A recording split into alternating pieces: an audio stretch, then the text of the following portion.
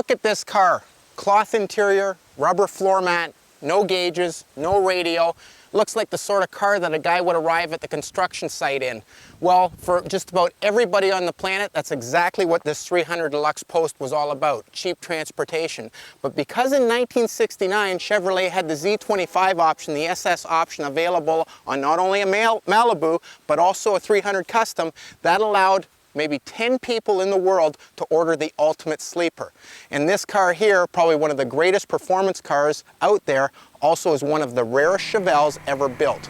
Now let's take this thing for a spin. Well, if you're going to roll through the gears, just hang on for a second.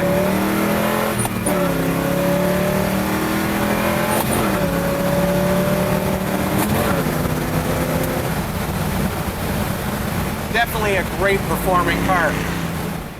Well, in 1969, Hot Rod Magazine took one of these L78 SS's out for a ride. What they came up with is a pretty good handling car with the F40 suspension like this car has. Of course, it's a full-frame car, so it gives you a nice ride down the road.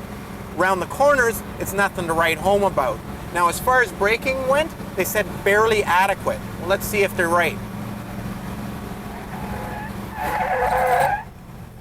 After that escapade, I'd say barely adequate is being very generous. Brakes barely will stop this car in the sense that it'll pitch you all around before you hit something. The strength of these cars was all about straight line performance, and that's where the L78 took over. You got to keep in mind, 4-bolt main block, 11-to-1 compression, solid lifter cam, aluminum intake, Holley sitting on top. Back all that up with an M21 Muncie, 12-bolt 355 posi. This car with the chambered exhaust not only made it sound cool, but the NC8 option was only 20 bucks at the time. What a deal. I can't believe every performance car didn't have chambered exhaust on it. How many cars were ordered like this? Well, nobody knows for sure, but people say either 6, 12.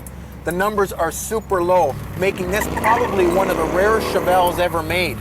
Also one of the best performing ones too.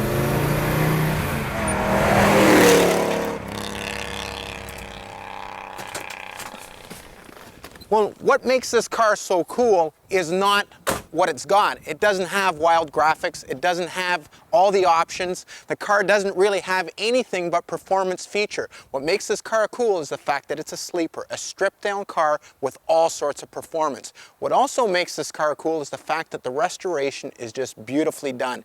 It's not over restored. It's exactly the way the car would have left the factory. You can still see a few small waves down the side of the doors, but that's the way the car left the factory. The trim on the car, it's beautifully polished. The chrome, all been redone. The motor, tranny, and rear end have all been rebuilt, have all been detailed perfectly.